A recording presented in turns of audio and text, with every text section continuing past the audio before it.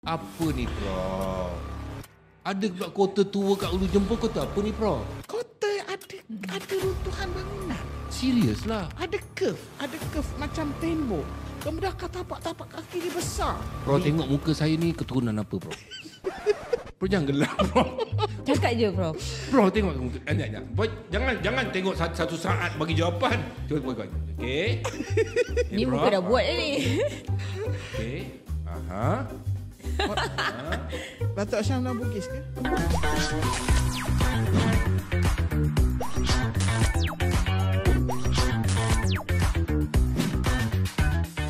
Hai, welcome back to Hitam Putih, podcast kita hari ni, Datuk Rosyam. Kita ada sesuatu yang orang kata Ini lain daripada yang lain. Lain Daripada yang lain. Ini nak cerita pasal diri aku, diri korang. Korang sebagai siapa korang ni? sebagai seorang Melayu. Sebagai seorang Melayu. Jadi maknanya korang kena tahu asal usul kau. Asal-usul. Tapi nak cerita pasal ni, Datin tak boleh cerita. Saya memang tak Aku boleh. pun tak boleh cerita. Lagi baik baca kat sini. Orang ni, dia punya hebat dia ni. Dia ni pernah menerima anugerah kertas terbaik di Tehran tahun 2008. Anugerah artikel terbaik untuk artikel yang diterbitkan di London oleh IIUM 2015. Anugerah penyelidik terbaik Peace Award 2019 untuk artikel pandangan bertentangan tentang karya sastra purba sebagai asas pembangunan sejarah dunia oleh Rula and Ijrula Tamil Nadu. Wanita cemerlang dalam kemanusiaan dan sains sosial dalam kesastraan Arab oleh Venus International Foundation India 2018.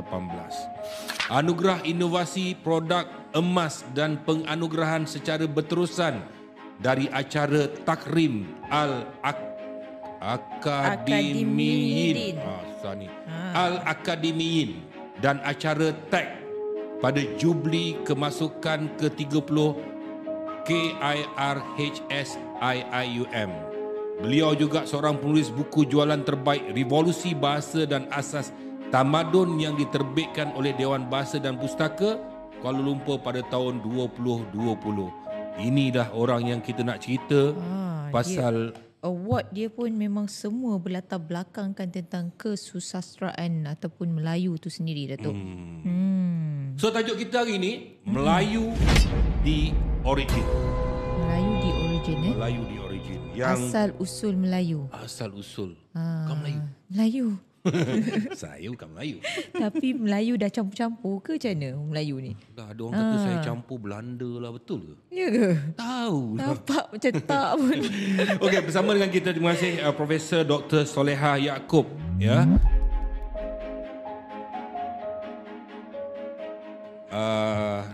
Kerana sudi bersama dengan kita Ya. hari ini, kita nak bercerita tentang Melayu dan aku rasa ramai juga korang semua dah tengok dalam social media apa yang selalu Prof cakap pasal Melayu, bangsa itu asal usul dia. Tapi aku tak puas hati.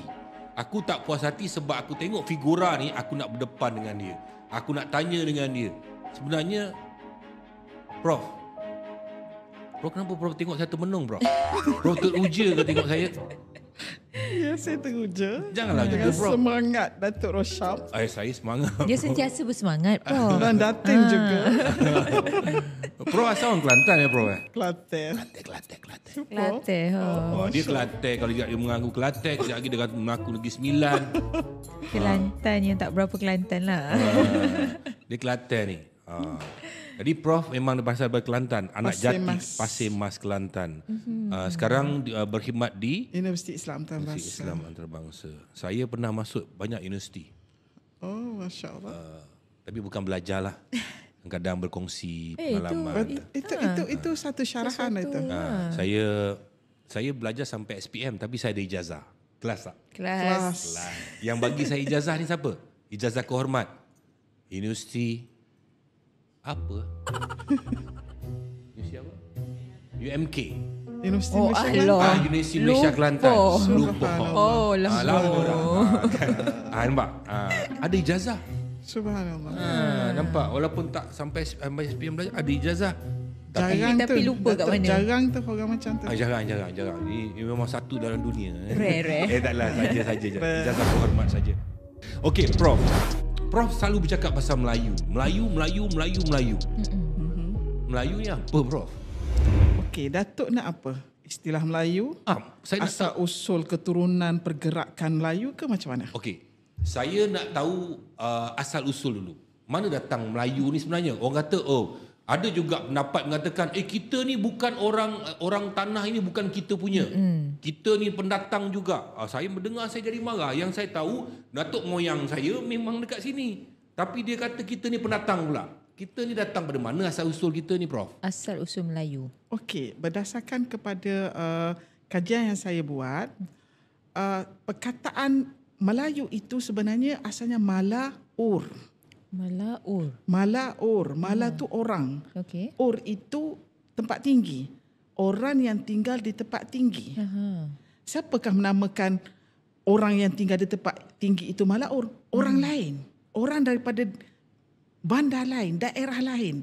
Apabila mereka belayar dan mereka nampak ada satu bangsa tinggal di sepanjang banjaran Titiwangsa, tinggal di Gunung Jerai, tinggal di Gunung Ledang, tinggal di kawasan-kawasan bukit di Funan, kawasan di Champa, mereka itu tinggal di bukit-bukit, maka mereka, Malaur.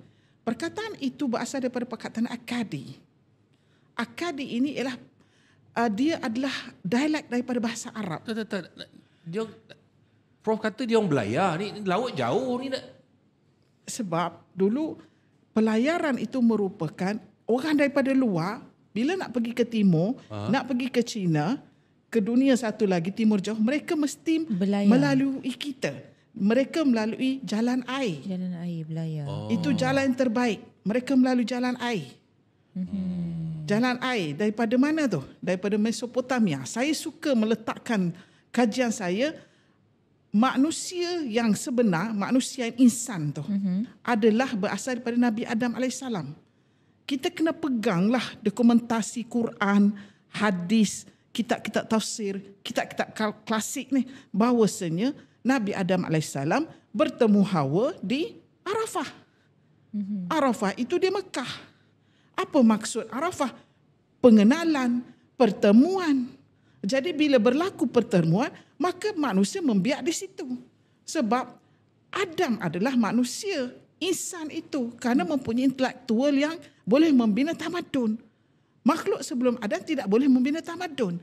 Sebelum Nabi Adam ada makhluk lain, bukan jin ke duduk sebelum manusia? Bagaimana kita nak mentakrifkan jin? Sekiranya dalam surah Al-Baqarah itu kata, man yufsidu fil ard wa yasfiku dima. Mereka itu menumpahkan darah dan bergaduh.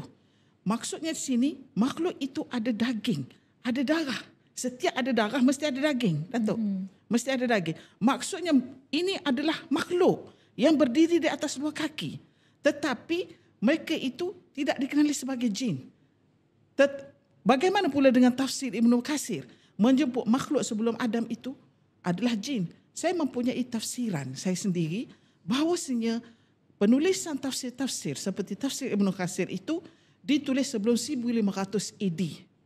Adapun penemuan DNA makhluk yang dikenali sebagai Homo erectus and the gang, itu Homo erectus, Neanderthal, Trinil, Jawa, Florence dan sebagainya, itu hanya diketahui oleh pengkaji-pengkaji barat pada 1800 AD saja. Maksudnya di sini, walaupun Ibnu Katsir menulis itu adalah jin, takrifan dia pada waktu itu tidak ada lagi takrifan Homo erectus, Homo Neanderthal, tak ada lagi. Jadi mereka beranggapan ada makhluk yang berdiri di atas dua kaki, tetapi mereka itu bukannya insan. Apa maksud insan, Datuk? Insan berasal daripada perkataan Anisa. Insan tu dah jadi noun. Apa dia punya word dia? Anisa. Anisa. Hamzah, alif hamzah, nun, sin. Anisa. Apa maksud Anisa? Lemah lembut. Boleh dijadikan kawan. Boleh bersahabat. Bijak. Mudah menerima arahan. Boleh menerima ilmu dengan baik. Sebab itu ayat 30 menceritakan ini ja'ala fil ardi khalifah. Aku sekarang ini sedang menjadikan khalifah. Dia tak sebut lagi nama Adam. Dia tak sebut lagi nama Adam. Ada netizen kata, macam mana kita nak tahu nama dia Adam? Pergi ke ayat yang 31 tu. Wa 'allama Adam al-asma'a kullaha. Dan diajarkan Adam itu segala nama-nama yang ada di syurga pada ketika itu. Kenapa kita kata khalifah itu ialah Adam? Kerana ada huruf waw tu. Sebelum alama itu ada huruf waw. Waw itu dalam kaedah nahwu Arab dikata sandaran ataupun kami sebut ataf kepada ayat yang sebelum itu. Maksudnya khalifah itu bernama Adam AS. Itu bukti linguistik. Itu. Jadi back kepada soalan kita, kat mana Melayu pula? Sebelum itu saya terpaksa cerita, anak-anak Adam ni sebagai yang saya kaji adalah 37 orang. Itu arjahul kalam, arjahul ra'i. Pandangan yang boleh diterima ramai. Ada kata 37 orang, ada kata 40 orang. Sebab Hawa setiap kali lahir, dia lahir 4 orang. 4 kembar. 2 lelaki, 2 perempuan. 2 lelaki, berapa kali dia lahir? 9 kali. Jadi pandangan yang mengatakan 37 itu apabila meletakkan Nabi Syis itu lahir bersendirian. Lahir bersendirian, maksudnya dia tidak ada kembar. Kenapa begitu? Kerana dia special. Kenapa dia special? Ini pandangan pendeta-pendeta Taurah. Kenapa dia special? Sebab Nabi Adam pernah berdoa kepada Allah Subhanahu Wa Taala sesudah kematian, kewafatan Habil yang dibunuh oleh Qabil, Nabi Adam terlalu sedih. Dan dia berdoa, dia kata, Ya Rabbi, dia kata, kurniakan aku anak seperti Habil. Maka Allah Ta'ala kurniakan kepada Nabi Adam AS anaknya yang bernama Syis itu. Pendapat Ibnu Abbas mengatakan 36. Maksud Syis lahir dengan dia punya kembar dia. Tak ada masalah itu. Persoalannya sekarang, kat mana selebihnya itu? Kita tolak Habil dan Qabil. Kita tahu Habil sesudah dia membunuh Habil, dia lari ke Yaman. Dia berkawan dengan iblis. Kita tahu itu. Banyak disebut dalam kitab-kitab tafsir. Kita tolak mereka. Kita ambil yang 34 lagi. Kat mana? Dalam kitab-kitab tafsir menyebut bahawasanya ada nama-nama. Saya masih ingat sebab saya buat genealogi 8 kali 5 kaki. Nama antaranya Abdul Mughis. Abdul Mughis dalam kitab tafsir. Tetapi pentafsir-tafsir, penulis kitab tafsir tidak menyebut kat mana orang ni. Pergi mana? Berhijrah ke mana? Tak sebut.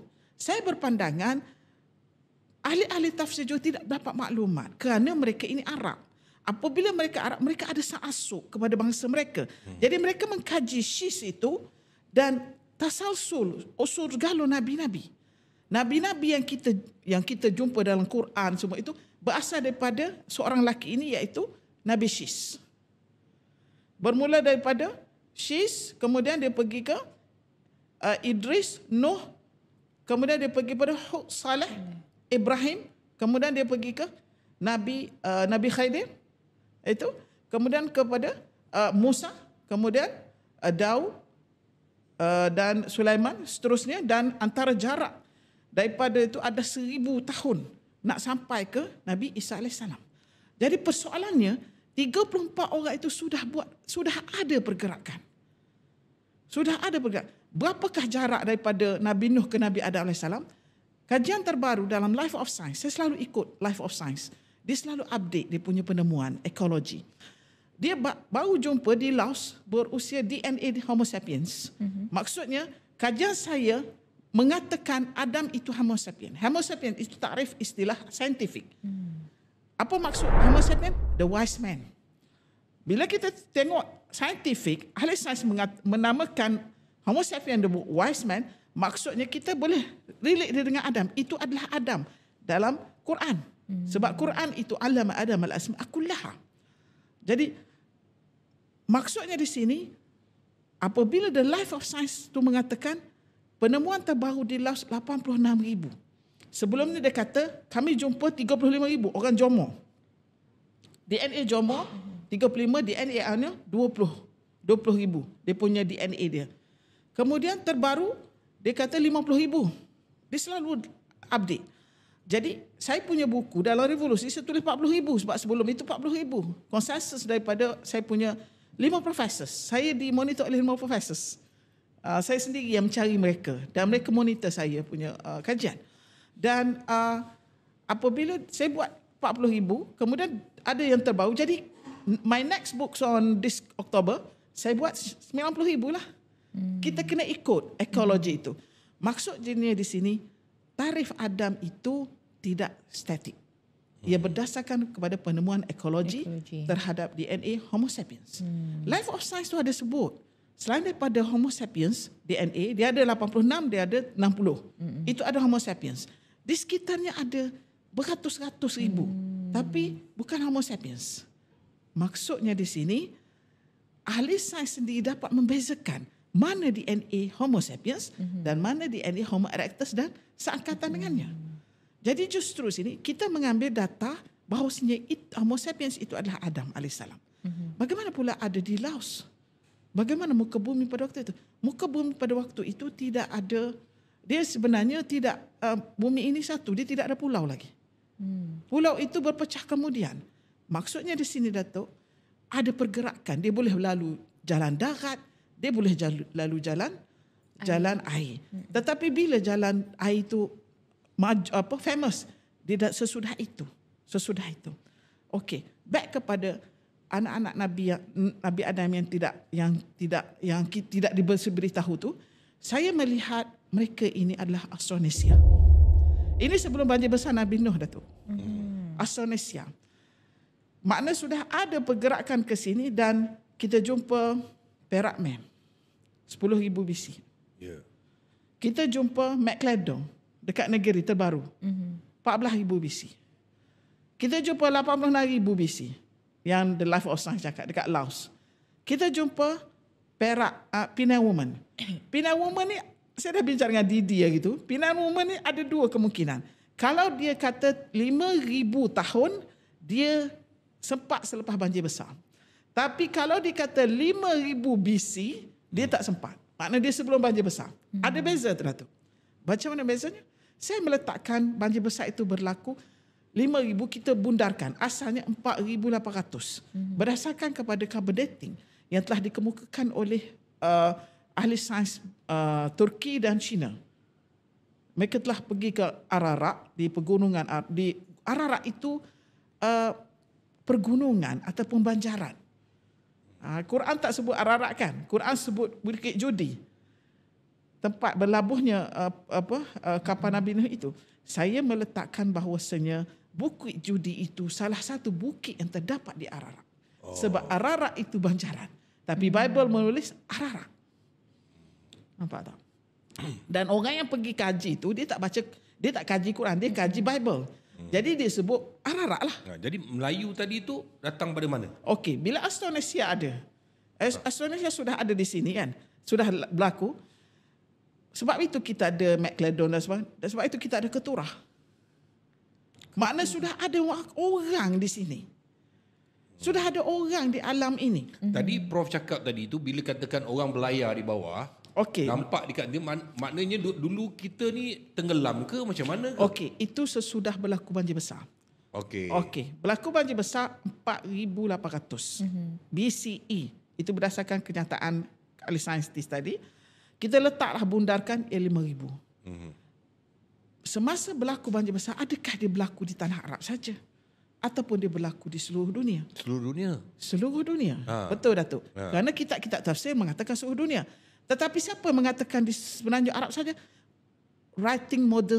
Arab writing modern scholars yang menulis mengatakan di tanah Arab dalam saja. Quran mengatakan dia seluruh bumi. Di tafsir-tafsir seluruh bumi. Dan pentafsir itu mengambil maklumat daripada Quran. Okey, kenapa saya mengatakan ia seluruh dunia? Sepatut katakan itu kerana 6,000 tahun yang silam, bukti geologi 1 BCE, 5,000 dia turun ke bawah. BCE ni dia kiraannya ke bawah. 5,000 sehingga 1. 5,000 tahun kan? Okey. Daripada 5,000, kita sekarang dah 2023. Jadi tambah 2,000 lah. Untuk kita selepas banjir besar tu. Banjir besar dengan kita pada hari ini hanya 5,000 tahun. 5,000 tahun. 7,000 tahun. Okey. Hanya 7,000 tahun. Banjir besar ke zaman Nabi Nuh AS hampir 90,000 tahun. 90,000? Sebab itu jumpa 86,000 DNA dekat Laos. Maksudnya di sini, dia punya benchmark dia banjir besar. alam sebelum banjir besar dan alam selepas banjir besar. Sebab tu saya menggunakan dalam video saya, Nuh hidup dua alam. Nuh lah, Nabi Nuh lah seorang orang yang... Kenapa pula dua alam pula? Sebab Nabi Nuh AS dia hidup sebelum banjir besar. Banjir besar. Umur Nabi Maknanya semua dah mati semua tu. umur Nabi Nuh, dia ada 5 pandangan tentang umur Nabi Nuh. Tapi saya pegang apa yang disebut dalam Quran 950. Dia sebut dalam Quran 1000 melainkan 50. Berapa Datuk? 1000 melainkan 50. 950 lah. 950. Jadi kajian saya meletakkan Nabi Nuh, umur Nabi Nuh 950. Walaupun orang kata itu waktu dia berdakwah. Kita meletakkan begitu sebab perkataan arsal yang dikatakan disebut dalam Quran itu banyak tafsiran semantiknya. Jadi kita mengatakan umur Nuh 950. Ketika umur Nuh 600 tahun baru banjir besar berlaku. 600 tahun umur Nabi Nuh maknanya baru banjir besar berlaku. Maksudnya dia telah hidup sebelum banjir besar 600 tahun. Itu yang dia panggil dua alam Saya tu. panggil dua alam sebab alamnya besar.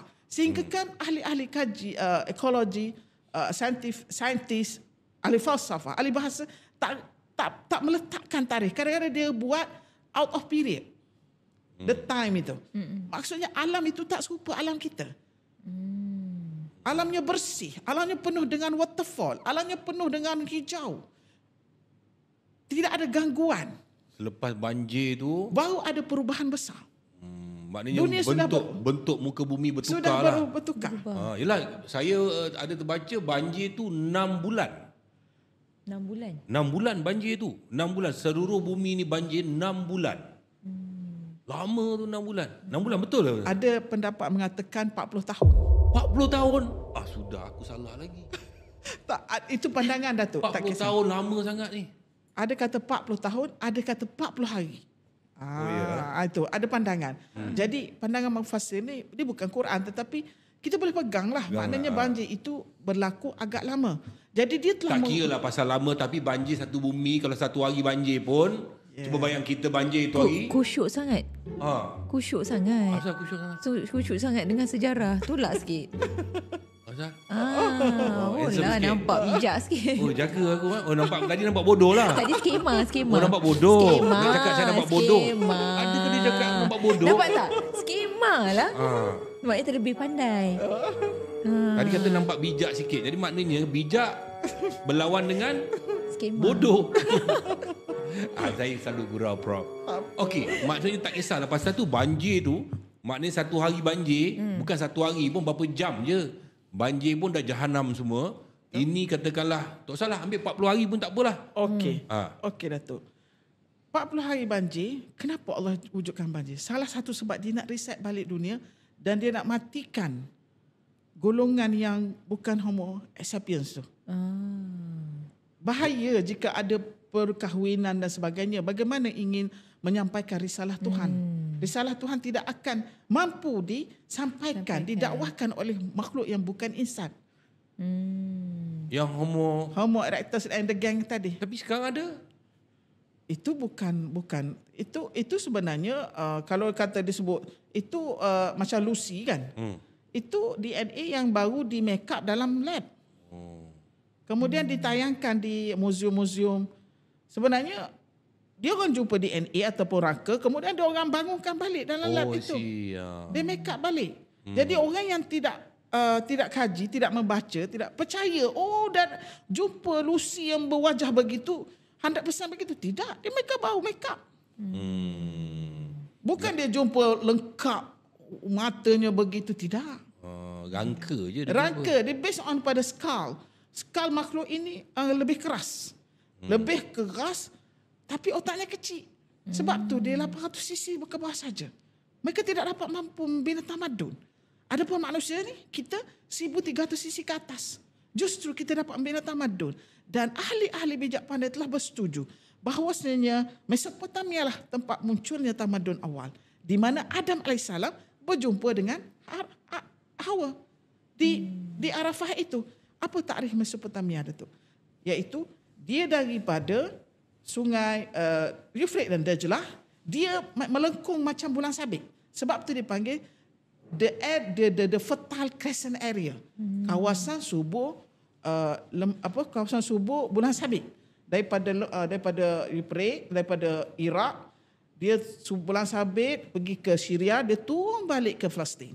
Itu adalah kawasan Mesopotamia pada hakikatnya. Jadi dia berdekatan dengan kawasan itu.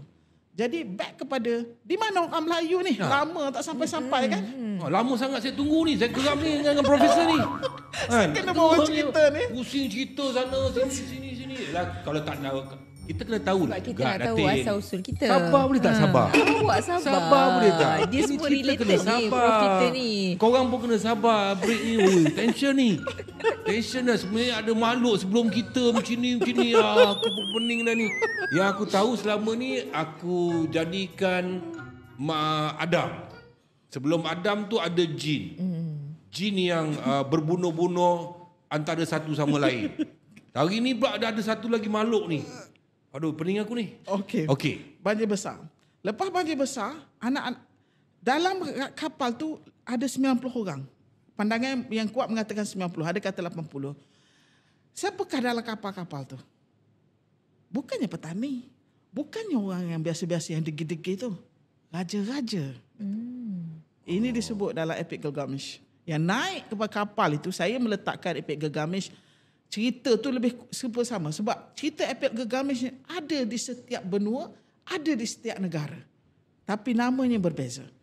Jadi maksudnya cerita banjir besar ni cukup famous. Cukup filem Hollywood pun buat. Yes, betul.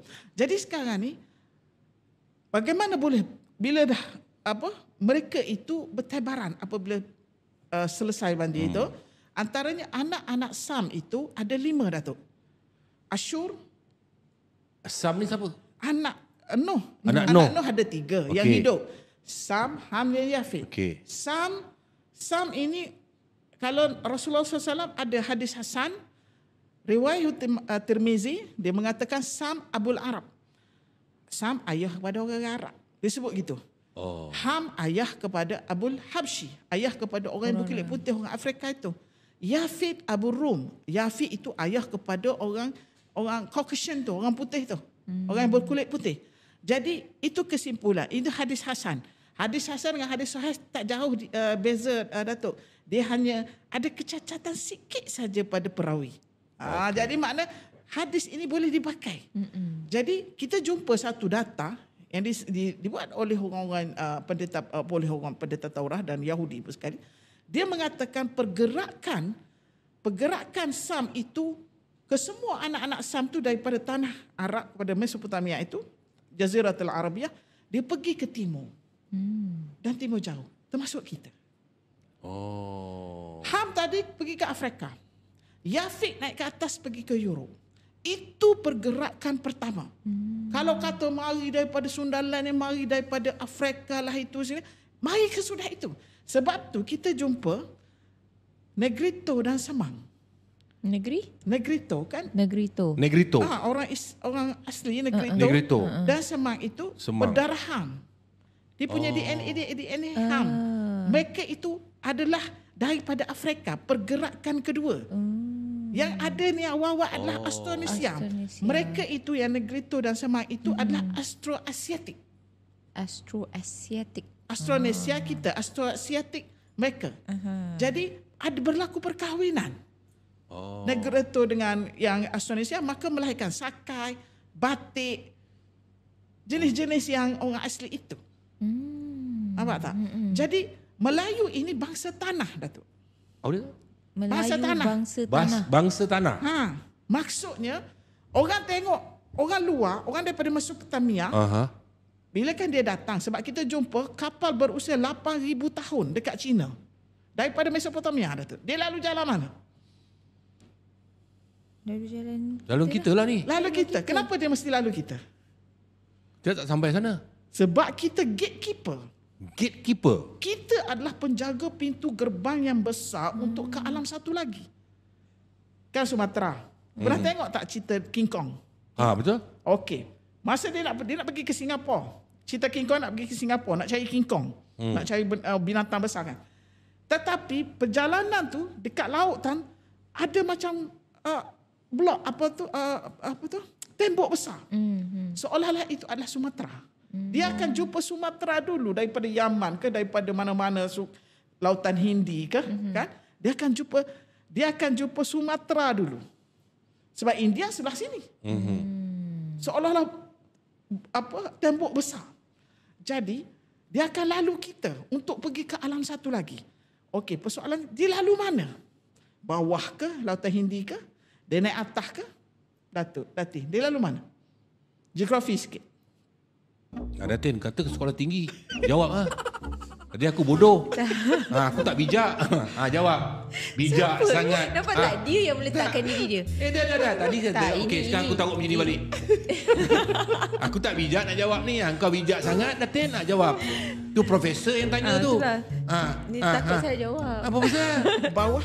Maknanya minta maaf Prof. Kami dua-dua tak bijak. Ya bijak sangat Pak lain. Kami pula yang tak bijak. Sebab Okey. ya bijak. Sebenarnya dia pernah jumpa dengan orang Batak di Toba. Batak di Toba. Orang dari sebelah sini, orang Phoenician lah saya sebut. Sebab Phoenician ni pelayan yang hebat. Ya. Orang Phoenician ni Proto-Arab. Dia di Palestin. Berasimilasi dengan Kanaan. Bangsa Kanaan, bangsa Palestin lah. Arab Semitik Barat. Ya. Jadi mereka ini telah datang ke sini. Dalilnya saya bahagian linguistik. Kita ada jumpa data-data. Bidang saya dokumentasi. Kalau ada material bentuk batu bersurat ke apa, itu bonus bagi saya.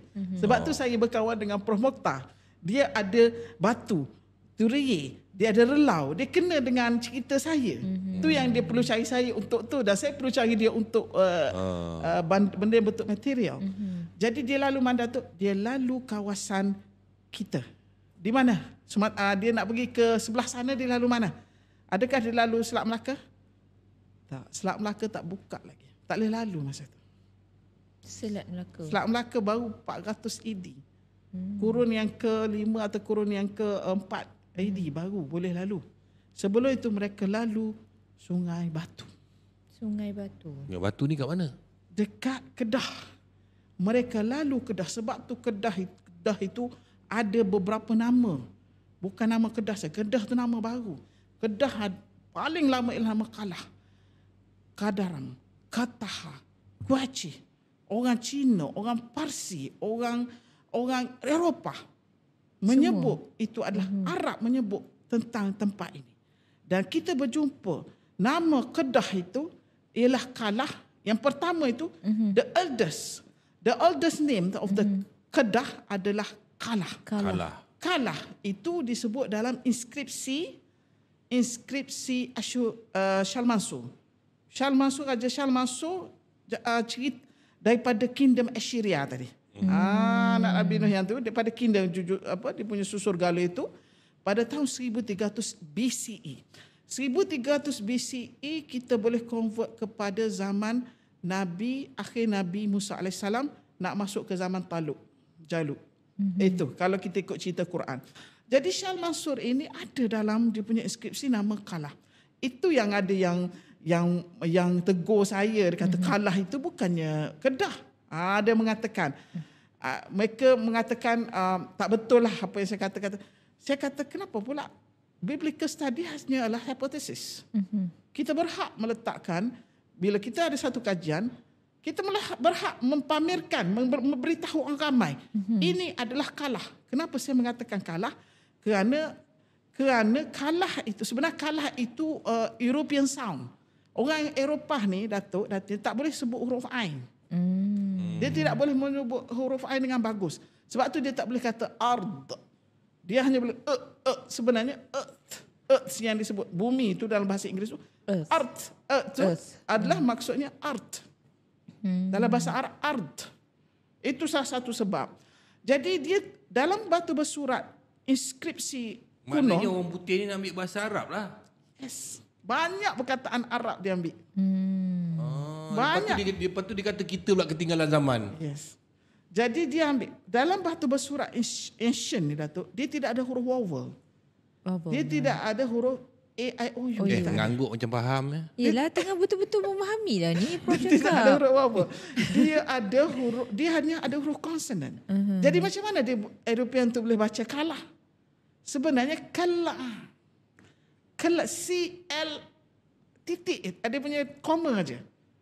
Dia tak sebut senang sebutan, dia nak menulis kalah aje lah. Sebenarnya kal'ah. Kal'ah. Macam mana kita boleh tahu kal'ah? Pedang Rasulullah SAW nama kal'ah. Pedang kal'ah, bukan pedang kalai. Bila jadi tulisan Rumi, dia jadi kal'ah. Dia orang kita baca kalai. Kal'ah. Ataupun kalau dia letak titik dua bawah huruf maksurah, ya maksurah itu, alif maksurah itu, bawah ya itu panggil alif maksurah yang tak ada titik, dia panggil alif maksurah. Dia sebut kal'ain kalau ada titik. Kalau tak ada titik, kal'ah. Pedang Rasulullah nama kal'ah. Kat mana tu? Di apa? Di tempa. Di Kalah. Oh, di sana. Di Kedah. Pedang Rasulullah. Yes. Macam mana pedang Rasulullah dapat? Macam mana Rasulullah dapat pedang tu? Datuk. Rasulullah dapat daripada Bani Kainuqa. Kainuqa ini adalah Yahudi yang ada di Madinah. Dia dapat sebelum perang Badar. Bagaimana Yahudi itu boleh ada pedang kal'ah? Kena ingat, tok nenek dia pernah ditawan oleh Nebuchadnezzar dan Nabonidus di Babylon sekitar 800 BCE sehingga 600 BCE. Jadi pedang itu menjadi waris keluarga. Itu asal usul. Maksudnya di sini, Kalah Kedah itu adalah tempat tempa. Dan kita jumpa dalam buku Lidah lah, lidah nak sebut tu kan. Lidah lah, macam orang Melaka lah. Orang Melaka macam, how are you, dipanggil hawau je. Betul, dialect. Betul, dialect. Nak ringkas kan, hawau. Padahal sebenarnya, how are you. Dia tak tahu sebut, hawau. Betul. Jadi orang Melaka jumpa, hawau. How are you? Betul. Oh, dia hawau tu. Baca sejarah biar bijak sikit. Ni tak bijak ni. Sekarang punya sejarah pun tak tahu macam mana. Pandai lah Datuk. Ini sejarah sebelum. Datuk ni sampailah. Betul lah ni. Jangan tension sangat. Kita nak dengar ni, korang semua kena sabar. Korang semua kat rumah jangan tension sangat. Kita nak tahu pasal asal usul. Kau tension kejap lagi kau pengsan kat rumah. Aku tak tension. Dia yang tension cakap aku tak bijak. Bila aku bagi satu soalan yang baru Melaka pun, baru 1,500 tahun pun, Hawa pun tak tahu. Bukan tak tahu, confused. Apalah confused, tak baca sejarah. Okay. Minum dulu bro. Minum dulu bro. Kita relax bro. Woi, mau 18 episod ni. Aku dok tunggu Melayu dengan Sansul kan. Kau sabar. Tak sampai-sampai. Sini pun aku dah cocok 2 kali kat Pro ni. Melayu ni kat mana dah bang Pro? Dia pusing balik dah. Sebenarnya bukan apa. Pro nak cerita supaya korang semua aku faham. Oh, susuk galur dia begini daripada Nabi ni dia pergi bawa ke sini. Kita dah cakap, pedang Rasulullah SAW asal daripada Kedah. Kalah. Daripada Kalah. Kalah tu Kedah. Maknanya, macam mana orang daripada ni, dia boleh merantau daripada sini pergi ke sini. Tapi kena ingat, orang dulu-dulu masa zaman Nabi Adam, dia bukan pendek-pendek macam kau dengan aku ni. Kan ada saya dengar cerita, orang kata Nabi Adam AS ni bila turun ke atas muka bumi ni, kakinya di bumi, kepala dia di langit. Akhirnya tinggi dia 60 hasta. Sebab tu kalau kau pergi dekat Arafah tu, tempat Nabi Adam bertemu dengan Hawa ni, dekat apa tu bukit Jabal Rahmah. Jabal Rahmah tu Nabi Adam tengah bersandar. Dah 40 tahun ni bersandar macam ni kan. Kalau kita panjat memanglah tinggi. Tapi Nabi Adam ni 60 hasta, tinggi pokok kelapa tu, dia bersandar. Dia taruh tangan dia macam ni, dia terpegang, tengok Hawa ada kat belakang. Nampak tak pertemuan tu? Jadi bila kau cakap, macam mana Nabi Adam sandar kat sini? Dia tinggi. Kau jangan bandingkan kau yang kemetot macam kau orang. Aku ni tinggi juga. Kawan aku yang seorang ni, nasib baik ada satu meter tinggi. Kalau tidak, kan? Sekarang ni apa masalah Datuk? Biasa ke? Ada. Saya bukan cakap pasal Datin, saya cakap pasal kawan. Sekarang ni kita cerita pasal sejarah asal-usul Melayu. Aku dah geram ni dengan profesor ni. Aku dah tak boleh tahan ni Prof ni. Okay, Prof sambung Prof. Okay. Serius. Okay, Prof. Ada mengatakan Kalah itu banyak tempat. Dia orang nak refute saya punya point kan. Saya kata Kalah adalah Kedah. Jadi ada yang mengatakan tak ada, Kalah itu ada di India, ada di Syria, ada di Yaman. Memang dan ada di Mesopotamia. Memang ada nama Kalah di tempat lain. Tetapi kita berdasarkan kepada kenyataan dikemukakan oleh beberapa ahli akademik, antaranya SQ Fatimi. SQ Fatimi mengatakan apa? Dalam kitab, dia terdapat dalam kitab SQ Fatimi dalam artikel dia. SQ Fatimi. Okey. Dia adalah orang Pakistan. Kajian dia. Kemudian catatan yang disebut dalam SQ Fatimi terdapat dalam Mu'jamul Buldan. Mu'jamul Buldan itu ensiklopedia. Mu'jamul Buldan itu adalah encyclopedia of countries. Di country yang lama-lama tu dia sebut. Jadi dia sebut satu cerita, ada seorang traveller daripada Iraq, daripada Jazirah Arabia, daripada China nak balik semula ke Iraq. Jadi dia cerita dia terpaksa singgah di satu tempat untuk sambung ke nak balik ke ni. Nama tempat itu Kalah. Dan di tempat itu ada peleburan besi. Yang besi terbaik di dunia kan? Dan besi terbaik. Aku. Tengok orang Melayu dia punya tu kan. Dia punya sejarah kehebatan menempa besi itu sehingga kan disebut oleh Al-Kindi. Al-Kindi ini penulis kitab tentang besi-besi yang ada tentang pedang. Dia tulis kitab tentang pedang pada tahun 800 AD. Lebih kurang 800 AD. Dia cerita ada 3 jenis pedang terbaik dunia. Pedang Yaman, pedang Kalah.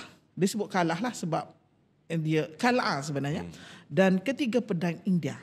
Tetapi 100 tahun kemudian pada tahun 900 AD, datang pula penulis kitab Al-Jamahir iaitu Al-Biruni. Apa Al-Biruni kata? Sebenarnya semua besi, pedang-pedang yang terbaik itu datang besinya daripada Kalah. Jadi kalau kita tengok Datuk, maknanya dia orang import lah besi tu pergi buat kat sana. Macam sekarang kita nak buat kereta, import besi daripada situ. Betul. Jadi sekarang ini, hasil daripada perbincangan saya dengan Prof. Mokhtar, kalau Datuk pergi di Sungai Batu, Datuk akan terkejut. Kerajaan apakah yang telah memerintah ini sehingga dapat membina relau-relau besi sepanjang 1000 kilometer daripada Sungai Batu ke Patani, penuh dengan relau. Jika dikeringkan Sungai Perdu tu, akan nampak semua relau-relau tu muncul. Yang mana daripada kaki Gunung Jerai sampai ke Sungai Batu. Jauh tu. Ya, Datuk. Saya tak tahu macam mana saya nak explain benda ni. Tetapi cukup luar biasa. Kerajaan dulu, kerajaan Melayu, siapakah yang supervise semua-semua tu? Turiye, saya tengok Turiye, Prof. Mokhtar kata 2 juta. Saya tengok sendiri dengan mata kepala, Prof ni bukan 2 juta ni. Ini lebih 2 juta. Di Perancis, Datuk, hanya ada 20 biji. Dia dah kata dah, we are the best dalam peleburan besi. Dia orang kaki propaganda. Yes. Jadi sekarang ni Datuk, kita ada 2 juta lebih. Mungkin 3 juta. Tapi masalahnya orang kat sini, bila ada orang-orang yang macam ni, kau tak nak iktirafkan, kau tak nak mengangkat, kau cakap macam iya ke? Iya ke? Itu masalah dia orang kat sini. Mereka tak percaya tentang kebolehan bangsa mereka sendiri.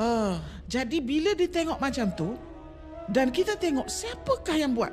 Turiye yang 2 juta lebih tu Datuk, tidak terkurang setengah inci, tidak terlebih setengah inci. Tepatnya kiraan tu. Siapa tu supervisor tu? Siapa engineer dia? Cukup hebat. Dan kita dapati Yaman tak ada tempat peleburan besi. Saya dah confirm dengan Datuk Mokhtar. Saya kata, Prof, Yaman ada tak? Tak ada. Kita dah check, memang Yaman tak ada tempat peleburan besi. Kat mana dia ambil besi-besi tu? Ambil daripada Sungai Batu. Entah yang Ya'jud dan Ma'jud tu besi peleburan mungkin dia bawa daripada Kedah, kita tak tahu. Kita ada catatan, kita jumpa catatan, besi-besi memang diambil oleh Zulkarnain daripada Kalah. Serius lah ni Prof. Tetapi yang buat dinding Ya'jud Ma'jud tu. Kejap.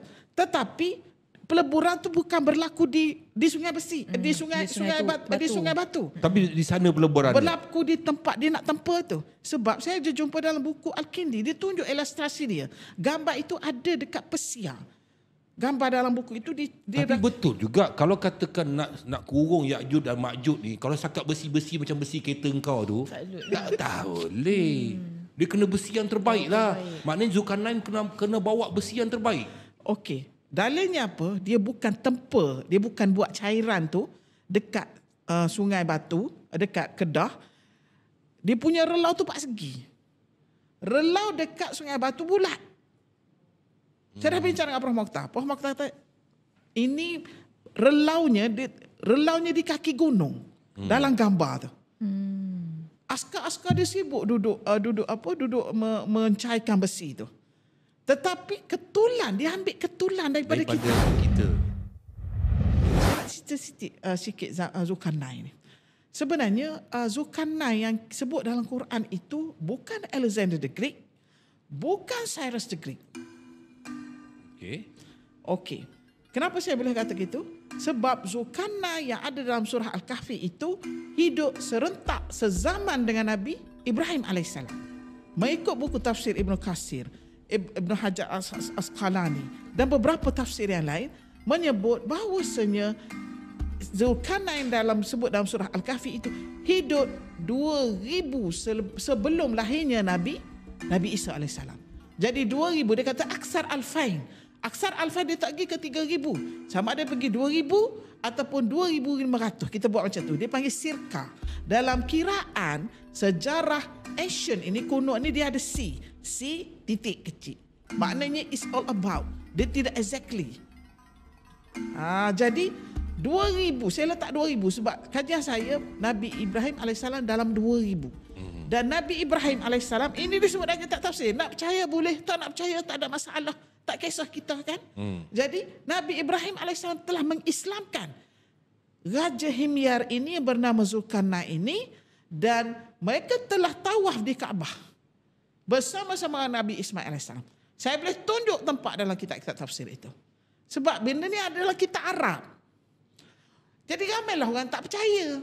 Kita dah sebut kan. Yang tak percaya satu hal, yang menunggu satu hal ni Prof. Ada juga yang menunggu. Yang menunggu ni. Tadi yang Prof apa? Fatamia apa dia? Nama dia? SQ Fatimi itu dalam artikel dia. Dalam SQ apa? Fatimi. Yang Datin kenal Irma Fatimah. Kak Emma ya. Irma Fatimah dia kenal lah. Fatimi ni tak kenal. Saya nak ingatkan je.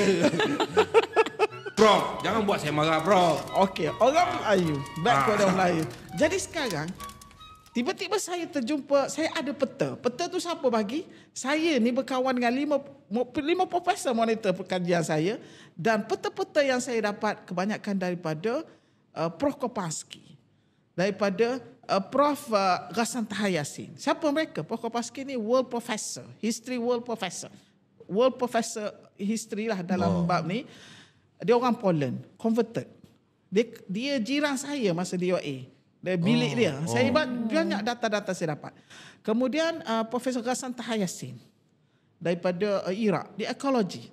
Jadi saya banyak buat rujukan kerana saya belajar dengan dia. Orang lain tak tahu pun. Saya buat kerja seorang gitu. Jadi mereka ini merupakan rujukan saya untuk history. Sebab saya bidang pemikiran linguistik dan tamadun. Jadi saya perlu berkawan dengan orang yang ada knowledge. Saya suka berkawan dengan profesor-profesor yang dah berumur. Sebab input dia matang dan banyak. Nampak. Ni berumur. Kau jangan cakap aku tak bijak. Saya tak berkawan dengan Datuk ke? Tadi kau cakap aku tak bijak. Bukan, Datuk ni selalulah popal. Jadi Datuk, bila kita dapat tu, dia punya sources dia instant kepada saya. Saya tidak perlu letih mencari sangat kan. Jadi bila dia bagi tu, dia tinggalkan kepada saya dalam bentuk pokal. Gambar-gambar, peta sebelum dia balik tu kayak gitu. Dia pun selalu kontak juga saya sekarang. Jadi antara peta yang menarik perhatian saya yang British cuba nak sorok, biasanya Eropah Timur dia clash sikit dengan British ni kan. Antaranya ialah peta yang ada Southeast Asia ni punya tamadun bermula 1500 BCE. Tadi Nabi Ibrahim 2000 kan? 1500 BCE di mana? Di Champa. Dia letak kawasan Champa. Funan itu adalah the earliest civilization in Southeast Asia. Selepas China. Dia memula tamadun dunia ini Mesopotamia. Yang kedua, Mesir kedua. Yang ketiga, India. Harappa. Samudra Harappa itu Mohenjo-daro. Itu India. Yang keempat, China. Sungai Kuning. Yellow River. Kemudian yang kelima, kita. Tetapi antara kelima-lima ni, kita yang tenggelam. Kita tak ada. Maknanya ini milik orang lain. Okey, Mesopotamia, Kota Arab. Apa yang diorang sibuk sangat nak hilangkan semua sejarah-sejarah ni pasal orang Melayu ni kenapa, Prof? Okey. Orang Melayu ini orangnya kaya. Kaya? Tok nenek kita kaya. Mana kayanya aku dulu Mas Tinggan dulu. Mana kalau kaya? Mana kayanya, Prof? Tok nenek kita kaya. Datuk tahu tak? Tok nenek raja kita tiap-tiap hari buang ketulan emas dalam telaga. Tiap hari. Tiap-tiap hari. Saya baca artikel. Bro jangan bohong-bohong ni, bro. Ni ramai orang tengok ni, bro. Channel saya ni berjuta orang tengok, bro. Kita kaya. Kat mana dia buang tu, bro? Pergi nak aku Datuk pergi. nak pergi cari. Tak mungkin, itu Datuk nenek aku punya. Orang Melayu ke orang Bugis?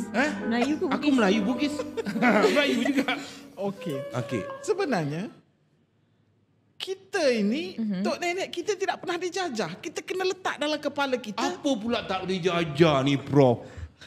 Belanda jajah, Portugis jajah kita. Jepun, British. Tak, maksud saya itu sudah AD. Sebelum AD, tok nenek kita tidak pernah dijajah.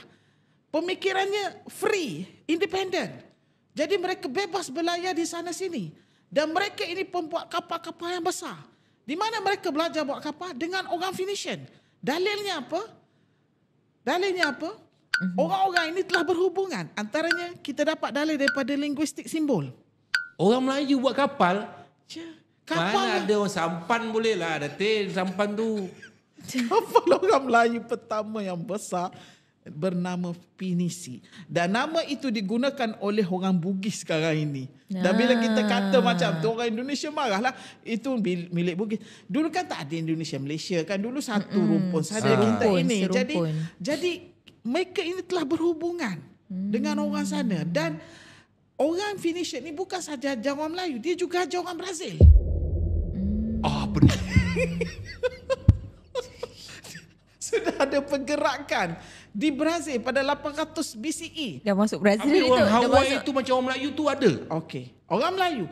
Daripada dalam buku Mormon, kita dapat catatan dan beberapa buku yang lain, pergerakan untuk ke Hawaii itu dia mesti melalui kita. Dia melalui belakang. Dia melalui kita. Kemudian dia pusing ke belakang dan akan sampai ke Guatemala. Apakah di Amerika Selatan yang akan berjumpa dengan dunia kita, dengan apa? Dengan negerinya Guatemala. Patutlah saya pergi Hawaii tu. Dia kata, you look, I thought you are my cousin. Dia cakap. Saya cakap, biar betul kau orang kat Hawaii ni baju bunga-bunga. Aloha. Kejut saya. Okey. Dia suka Sebenarnya potong lah sebenarnya The Lost Tribe. Tahu The Lost Tribe? The Lost Tribe kan kita ada 12 tribes. So sudah tribe semasa zaman Nabi Musa alaihissalam itu. Tapi macam mana boleh berlaku hilang satu tribe ni? Mereka datang ke sini. Kenapa mereka ini tidak kekal di sana? Mereka ada masalah pembahagian tanah. Di kawasan Palestin itu maknanya ada masalah. Jadi antaranya the lost tribe itu lari. Mereka dibunuh, dikejar. Mereka dibunuh. Cerita mereka sungguh sedih. Mereka datang dengan saya lupa nama dia, buat satu kapal yang macam feri tu. Menempuh lautan gelombang itu. Antara the lost tribe. Dalilnya apa, Datuk? Kita ada kaitan dengan Palestin. Kita? Kita. Patutlah sekarang kalau macam kita bila cakap Palestin, orang Malaysia, orang Melayu ni. Dia punya DNA, setengah daripada orang Melayu ada di Malaysia sekarang, ada DNA Mesopotamia. Patutlah hidung aku macam Arab. Prof, saya bila Prof cakap kita ni ada DNA Palestin, bila saya cakap hidung saya macam, kenapa Prof ketawakan saya? Saya macam patut. Okey, Melayu, Bugis. Arab, Hawaii, Hidung.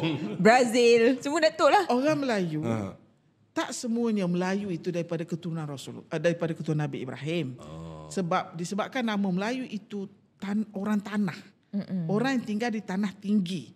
Jadi Itu asalnya. dan yang ada kaitan dengan keturah sahaja yang adalah Melayu yang berdarah Bro, Nabi. bro tengok muka saya ni keturunan apa bro?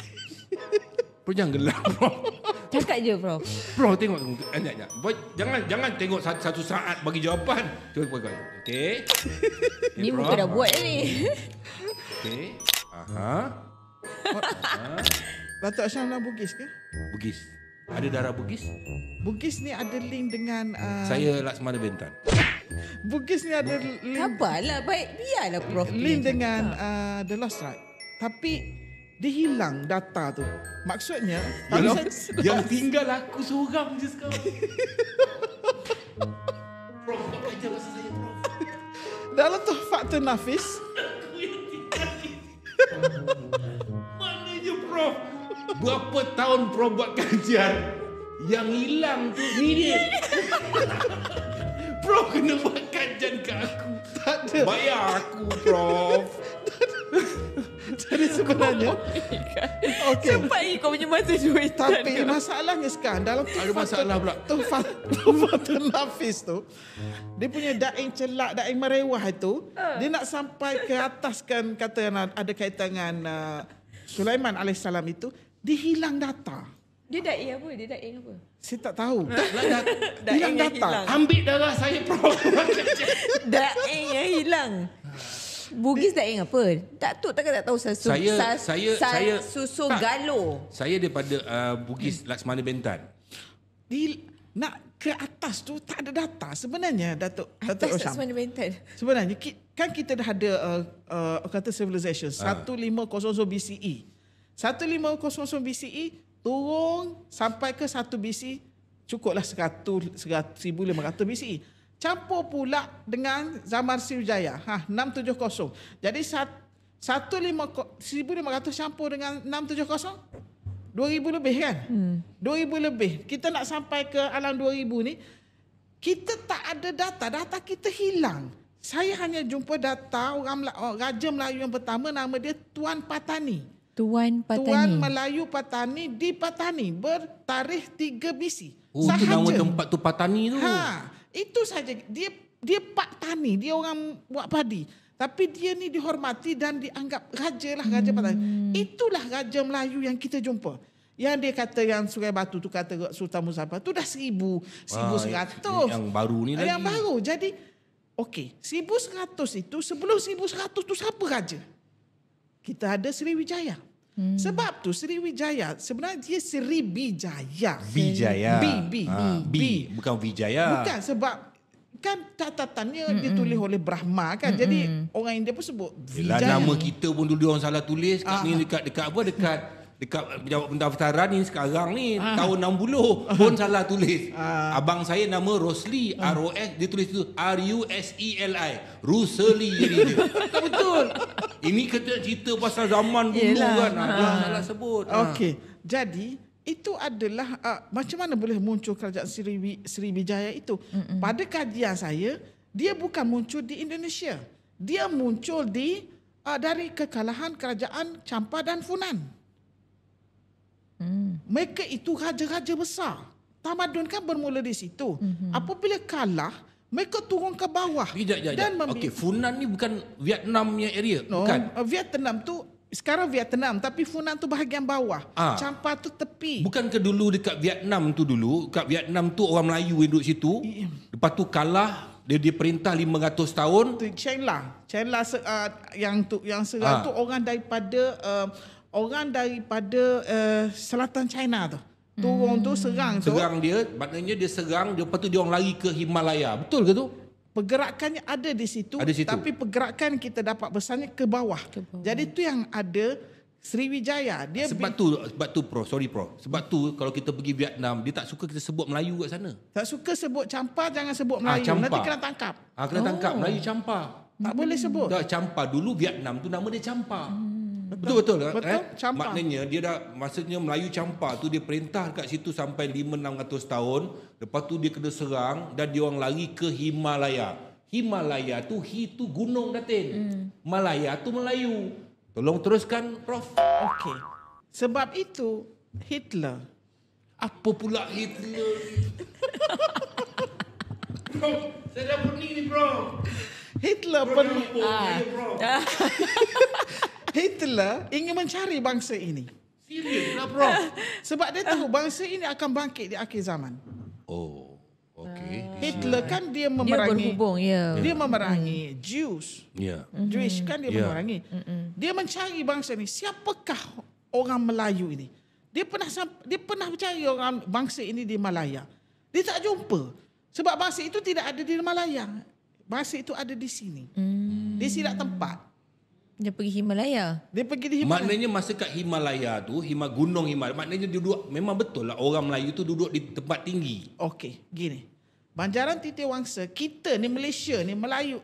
Nama dia Malaysia ni gunung. Malaysia ni asalnya Malaya ni gunung. Negeri kita, nama negeri kita ni gunung sebenarnya. Gunung. Kenapa nama gunung-gunung? Sebab kita ada Banjaran Titih Wangsa.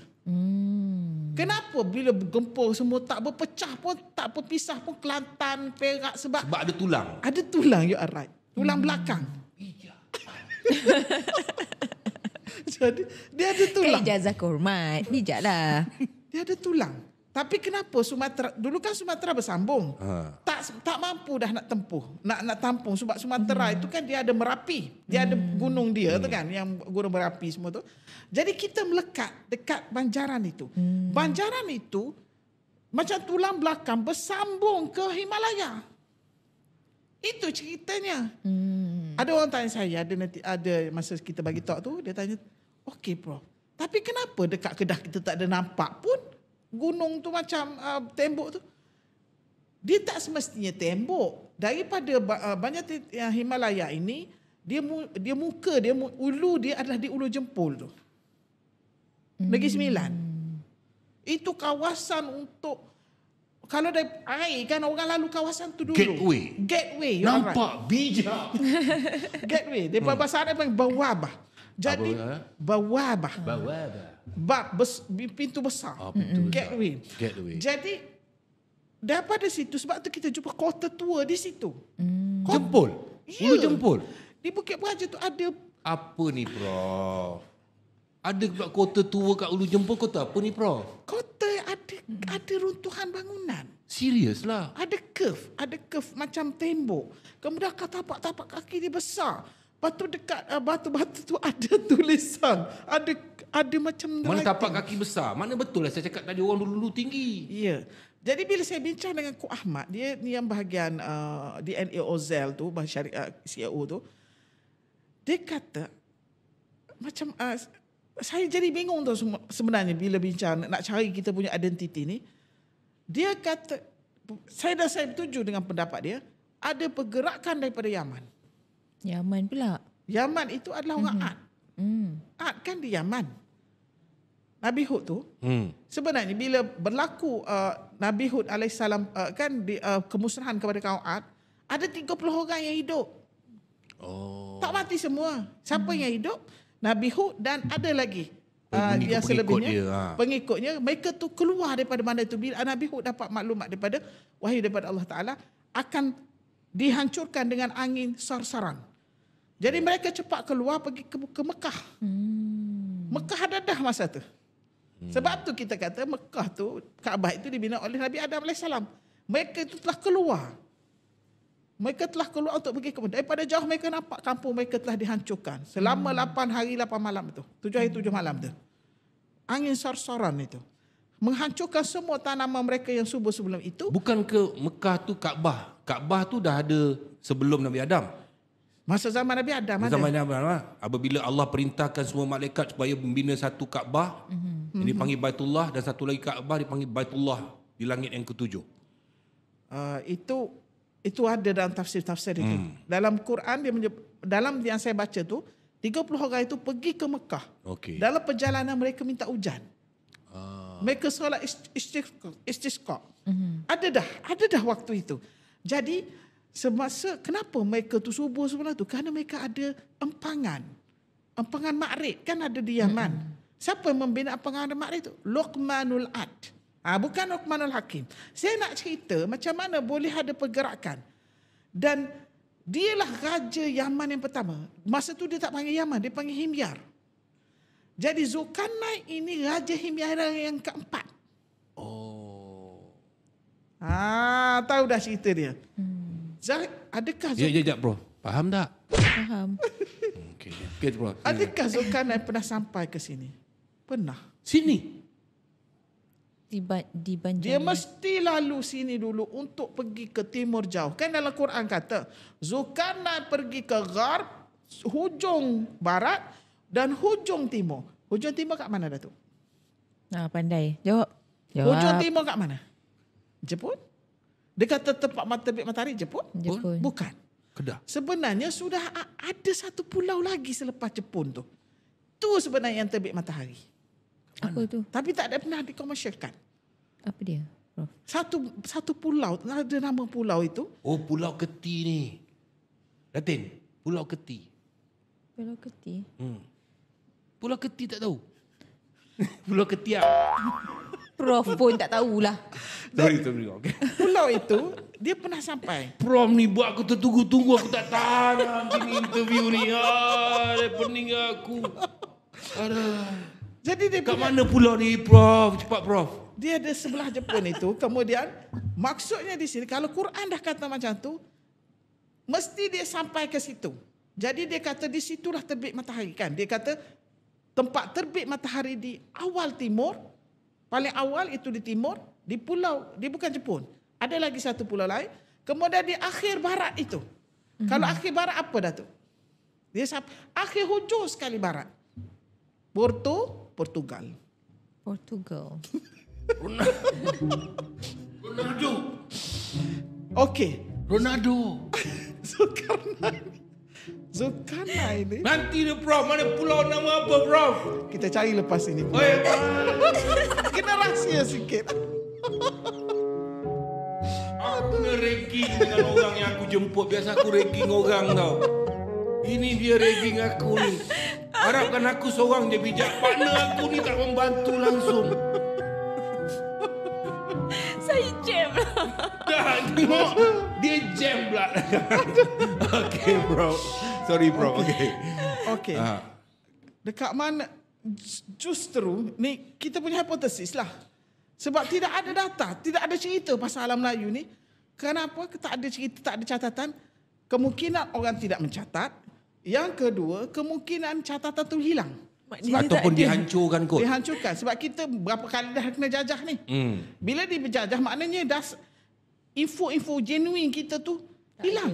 Tak ada. Sebab bangsa ni terlampau hebat, besar. Jadi banyak bangsa-bangsa lain yang iri hati mungkin. Sebab kita ada emas. Kita adalah semenanjung emas. Jadi mereka mencari emas. Sebab Emas kat mana ni pula? Datuk tahu, satu hari ada satu cerita. Tadi Raja Melaka berkitak hari baling emas kat dalam perigi. Bukan Raja Melaka. Raja dekat Raja. Funan dan Raja kat Champak. Funan. Aku ni keturunan kaya-kaya. Sekarang dah banyak emas kat mana-mana. Dan ni Datuk Datin tak apa ni, Prof. Okey. Datuk Rasham. Dia punya, kita punya, kenapa saya kata kita kaya? Sebab memang kalau pergi sekejap je, pergi tuai emas pagi, petang tu dah bawa berbakul. Kat mana, Prof? Sebab Datuk nak pergi tuai. Dekat kawasan Gemas. Masa aku tahu. Jementah kan? Tahu? Jementah ke Kementah? Jementah kan? Jementah. Gemas. Dia mas-mas. Jementah. Tah-tah. Muar. Jempol itu 60 km. Ada lombong emas yang ditinggalkan berusia beribu-ribu tahun. Nampak tak kat Negeri 9 diam Kat Lancang tak ada. Tak ada. Dekat Lancang. tempat lain ada. Ini kajian dekat ledang. Lancang tak ada ke? Lancang. Dekat ledang, Datuk. Tak lancang. Sebab Saya ada tanah 175 ekar kat sana. Lancang ada tak? lancang tu Kat dekat. Pahang. Lancang. Lancang. Sebenarnya dia dekat Ulu Tembeling ada. Ulu Tembeling tu sangat jauh lah. Ni sebelah-sebelah ni mentakap ni tak ada ke Temeluk. Tembeling saya tak pasti, tapi kalau dia catatan itu Kat Nogoi 9 ada. 60 kilometer nombor emas yang ditinggalkan berusia beribu tahun. Itu dicatatkan dalam catatan itu. Ini penemuan geologi. Emas yang dapat daripada situ ada 2 jenis. Emas dalam bentuk flakes. Flake, kepingan. kepingan. Mana pergi sungai, pergi ke gunung ke apa. Ada emas dalam bentuk kepingan. Satu lagi emas tu dalam kuas. Ada emas dalam kuas. Kuas tu apa? Kuas tu batu. Dalam batu tu dia ada wind. Dalam wind tu kena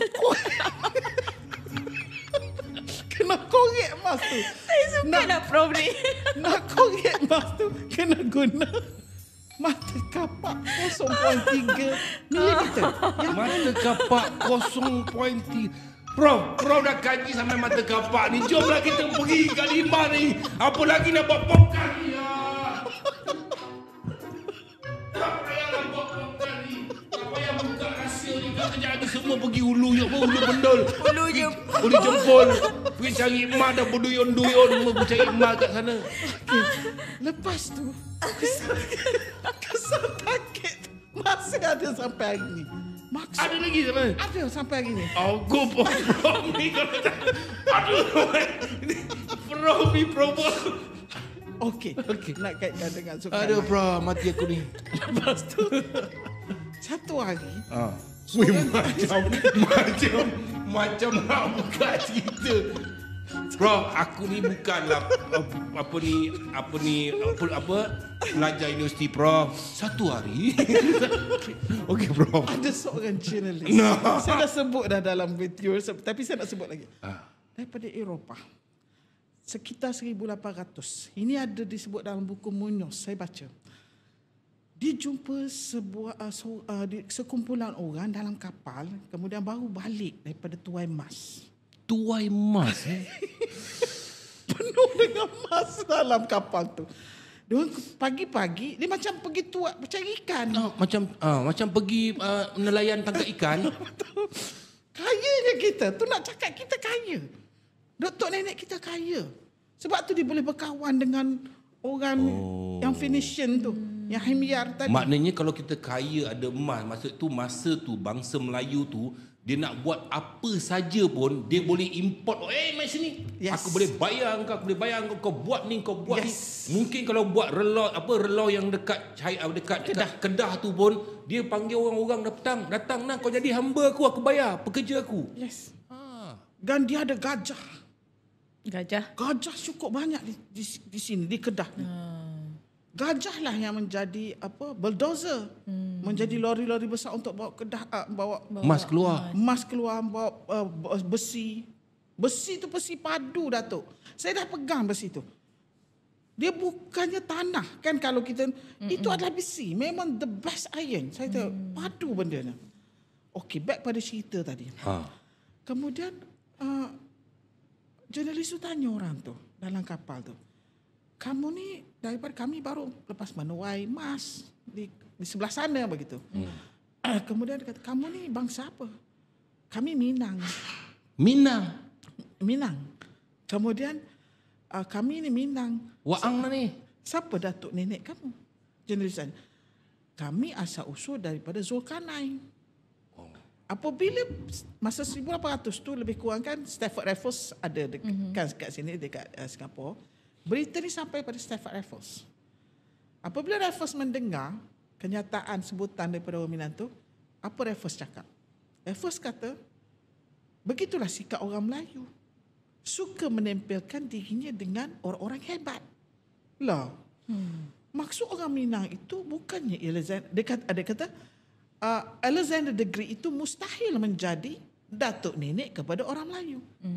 Sebenarnya maksud orang Minang tu bukan Alexander the Great. Maksud orang Minang itu Zulkarnain. Jadi siapa yang tak cerdik di sini? Bangang betul Raffles ni sebenarnya. Jadi sebenarnya pandai sinis.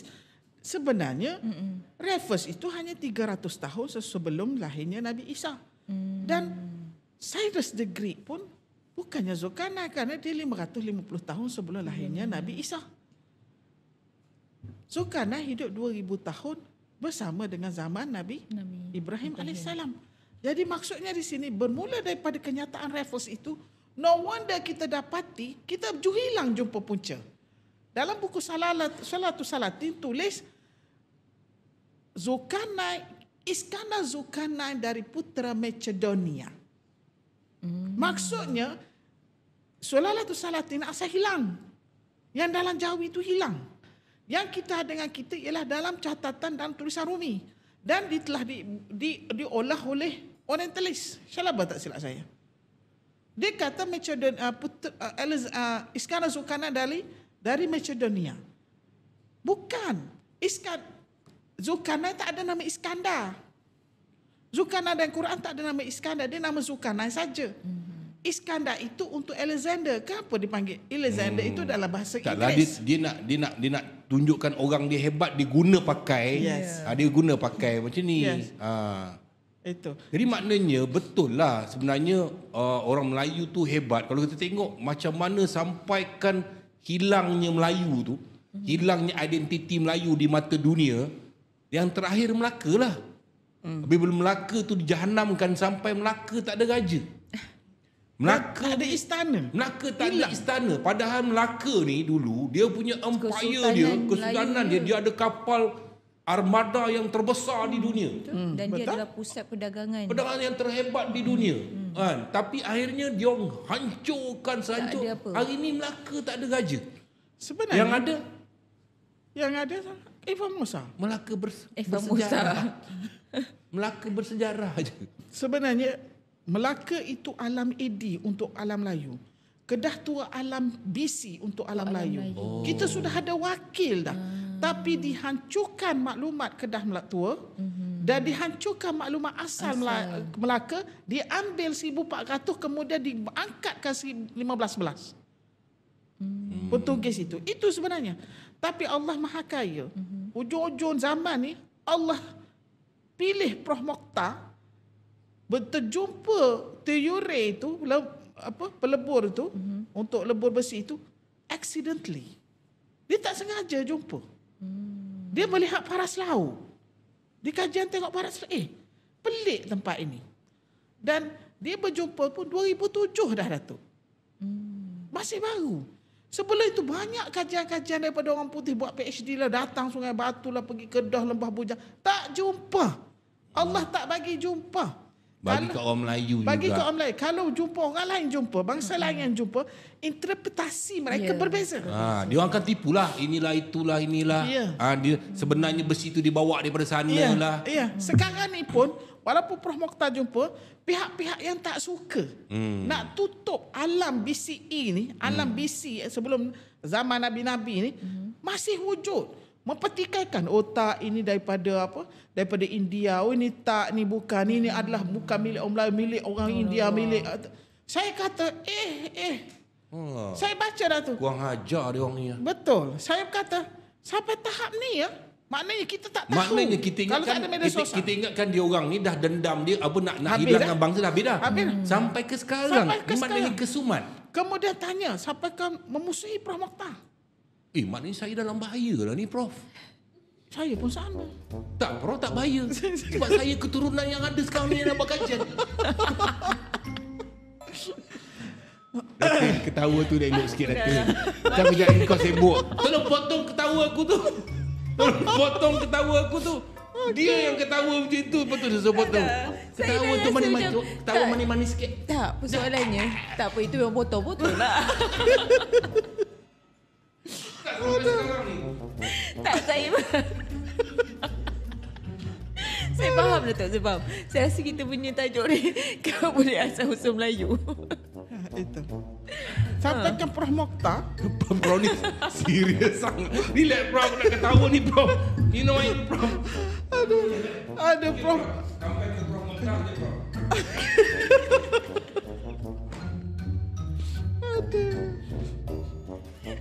Bro ni tak pernah interview macam ni kan. Bro, ini best bro. Okay, sampai ke Prof Mokhtar. Siapa bro?